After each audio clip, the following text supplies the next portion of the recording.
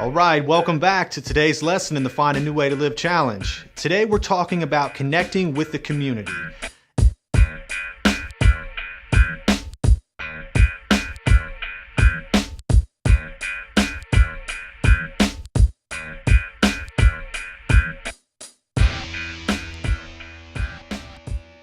Every tool that you need to succeed is already available. You are responsible for your success. The good thing about finding a new way to live is that you don't have to do this on your own. In fact, if you are planning to do this on your own, you're actually not making the right plans. In order to succeed and in order to move from where you are to where you want to be, it's going to be crucial for you to connect with your community. And what I mean by that is after you've identified the goals that you have, the steps that you want to take, and the proper steps that you need to do to get to where you want to be, you're going to need to connect with the right people in your community. And the good thing about most communities is that they're full of resources. In every city across the country, there's GED programs, there's literacy centers, there's job centers, there's food pantries, banks, schools, libraries, homeless shelters, childcare programs, support groups, 12-step programs. Anything that you need is already available. What we need to do is increase our awareness on where these resources are, who we need to connect with, and what they actually have to offer to us. So like I said, if you're planning to do this on your own, you're going to face a rougher road than you would if you were just beginning to think about the connections that you need to make. They're already available. What we need to do is just start brainstorming and start interacting with people who maybe know a little bit more about what there is to offer and somebody that can connect us to these programs. So what I want to do today is I want to take some time to become familiar with the resources in your community that can assist you in each of the following areas. So what I'd like you to do, if you're able, is to get the phone numbers and the addresses and maybe some contact information for the people in your communities that can help you with the following resources. Food. So I want you to think about food pantries. I want you to think about how to apply for food assistance. I want you to think about maybe if you have some food, maybe you can increase your knowledge on shopping or how to prepare meals or what you can do to save money on your groceries. So what I want you to do is I want you to think either by yourself or with a small group on what are the resources in your community that can help you out with food resources. Obviously, everyone needs to eat, everyone needs to have food in their fridge, everyone needs to have an adequate supply of food if you're going to start thinking long term. And if you are thinking long term and you don't have an idea of where your next meal is going to come from, there's going to be a disconnect in the process of you actually being able to achieve your goals. So spend some time thinking about food resources, anything in your community that can help you either get access to more food, healthy food, better food, or anything food related. I want you to be able to have a good idea or a map or a go-to list of references for folks that can help you with that. Next, I want to talk about physical health. So this could include doctors, it can include maybe emergency rooms or urgent care centers. I want you to be able to know where you can go or who you can connect with if you have some physical health issues that you need to be addressed. Like I said before, if you're working on long-term goals but you have health issues that need addressed, the major issue and the most important thing you can do right now to help you succeed long-term is to address those health issues. So everybody needs to have some form of insurance, everybody needs to have a primary care physician, and everybody needs to have the knowledge and the tools that are available if you come into times of need in anything physical health related. So get your checkups, go to the dentist, go to the doctor, do everything that you can to ensure that your health is top notch, because if you don't, what's going to happen down the road, even if you do succeed and have a health related illness or something that sets you back, and then you end up worse than before. So take the time while you have the opportunity available to you to get your health needs checked out. Go see a doctor, know what's available, and don't stop until you succeed in obtaining this information. You know, once you complete wherever you're at right now, and once you're back and you have all the opportunities available to you, I want you to be knowledgeable and aware of what's available to you and make sure that you connect with the resources that are available. Next is financial. So this can include several different areas of financial. This can include banks. This can include emergency assistance places. This may be churches. This may be a St. Vincent de Paul. It may be a charity in your agency. It may be a Red Cross. But I want you to be aware of what type of financial centers are available in your community that can help you in times of need. It's common to be released or to re-enter back into society and not have the funds to do everything that you need to do. And the good thing is that there's already programs in place that can help you in times of need. What you need to be aware of is where these places are, what they have to offer, and to make sure that you're eligible and make sure that you obtain anything that you need on this path to success. So I want you to start thinking about and brainstorming and reaching out to anybody in your area that can help you with any financial needs that you have. Everybody needs to have a bank account. It's good to have a checking account, a savings account. It's good to have some financial literacy. I need you to know about what it takes to succeed financially, and in order to do that, you're going to have to tap into the resources that are available in your community. And they're going to be different everywhere, so it's going to be individualized for whatever county, whatever city, whatever place you're from, to be able to know what's available, what they have to offer, and how they can help you succeed. Next, I want to talk about shelter. Definitely, everybody needs to have a safe place to live. Everybody needs to know that they're going to have somewhere to lay their head at night, somewhere to feel safe and secure and to keep their belongings, and somewhere that you actually, hopefully, can enjoy going to. But even if you can't, even if it's a homeless shelter, even if it's a metropolitan housing association, no matter where it is, you need to know the resources in your community that can help you obtain shelter. And it's not just about obtaining shelter. Maybe it's about planning to buy a home or planning to rent an apartment. There's several realty offices in the communities that you need to be able to get connected with if you want to find a better place to live or find a place to live in general.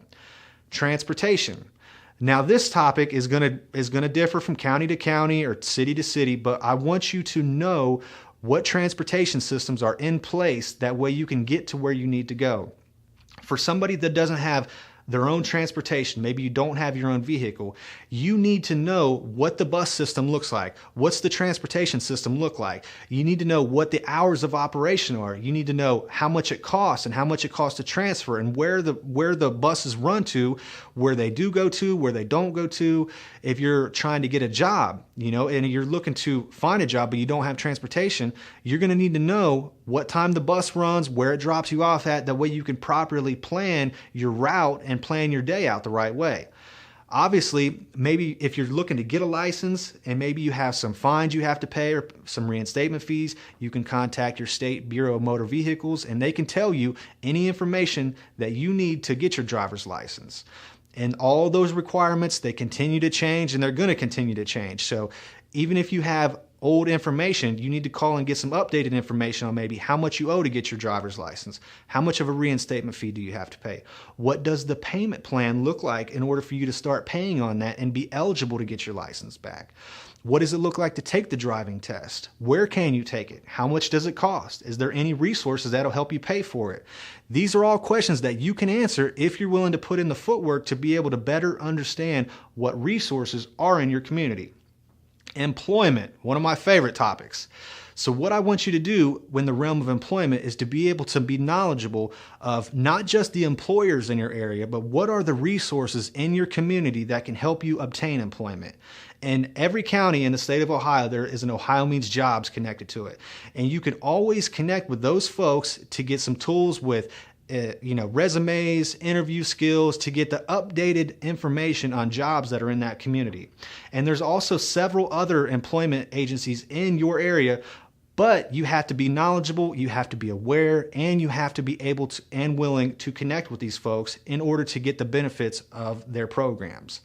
Oftentimes there's a lot of money, there's a lot of funds that's available to help people obtain employment or to better their employment. But what oftentimes happens is that this money gets left on the table because not a lot of people either are aware of what's available, and if they are available and they do know about it, oftentimes people don't take advantage of it. So spend some time in the beginning of your planning for once you begin to leave to understand what's available, who you can connect with, and what you need to do to get there, and what the requirements are. Childcare. So this may or may not apply to everybody, but for those that have children, if you have any children in the home and you are looking for a job, obviously the issue is going to come up. Who's going to watch the children if I go to work? Who's going to watch the children if I go to school? Some people are lucky enough to have family that are close to them that are maybe able to help out, but some people don't always have that luxury. So you're going to have to be knowledgeable of the child care programs in your community that can help watch your children. You're going to have to know what the guidelines are, what the restrictions are, what's the hours of operation, how much it costs, and how you need to stay updated on all of your information. That way, even once you obtain the child care, you need to make sure you maintain it as well. So it's being aware on what's offered, what meets your needs, what needs does your child have. That way you are aware of what's available to make sure you connect with the right place. One of the most important is going to be your social supports. So once you get out, or once you leave wherever you are right now, you're going to need to get connected with people that are going to encourage you, that are going to support you, not just financially or emotionally, but sometimes spiritually. Sometimes it's good to have good people in your life that are encouraging, that want to help you succeed. And in many different counties and many different, territories across the state, there's always going to be support groups. There's going to be support groups for whatever situation you're going to come to encounter. There's 12-step programs, there's churches, there's fellowships, there's agencies for the elderly, there's agencies for men, for women, for children, for teenagers, for males, females. It doesn't matter. You need to know what type of support groups are in your area. That way you can connect with these folks once you get out and you're able to start building these good, positive, healthy relationships. And it's going to be the relationships that you build that are going to be determining how far you succeed. So if you are to leave wherever you are right now and go out and try to succeed and try to work towards your goals on your own, just know that you are going to face a rougher road than if you reached out to these agencies that are in your community. Legal. So some folks are going to leave jail. Some folks are going to re-enter back into society and have a probation officer and have some sort of court stipulation that they have to be held accountable for. So you need to know what your stipulations are, who's your probation officer, how you contact him, when you have to check in, and what are the requirements. I've met a lot of people who have court requirements that actually prevent them from taking some jobs. If you are under a strict probation where you have to check in at a certain time every week, every month, every other week, however often it is, you need to know what the guidelines are. That way, if you are out looking for a job, you need to know that you're not setting yourself up to be in a jam if you get a job, but it's at the same time you have a legal obligation. So you have to ask yourself, what's more important, my legal obligations or getting a job?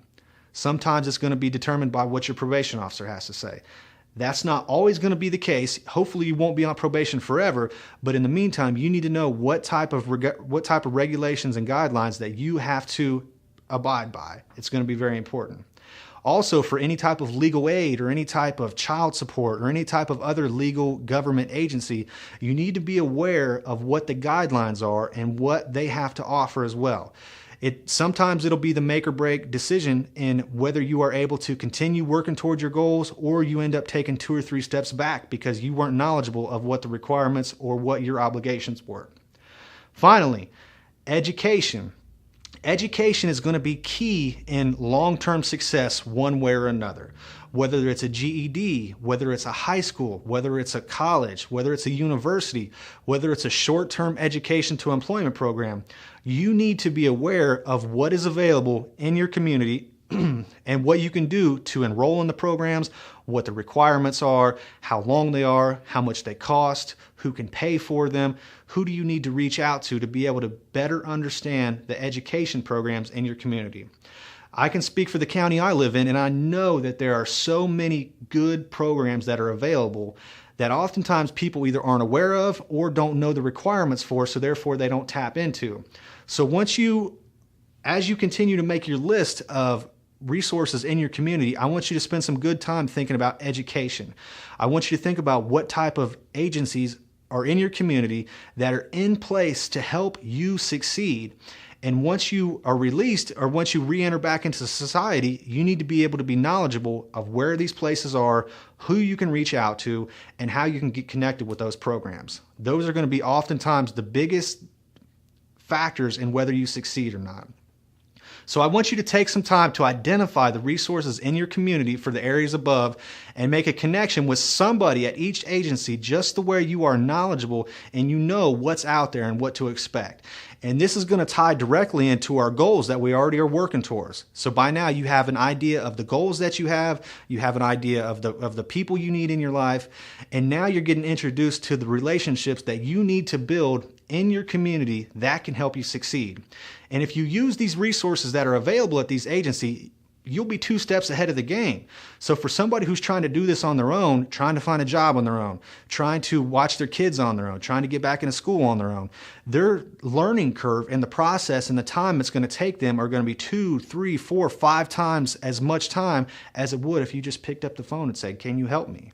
These programs are already in place. On the other end of the line, there's going to be somebody that's willing to help you, that's able to help you, and if you're able to tap into that, you'll be able to succeed a lot faster than you would on your own.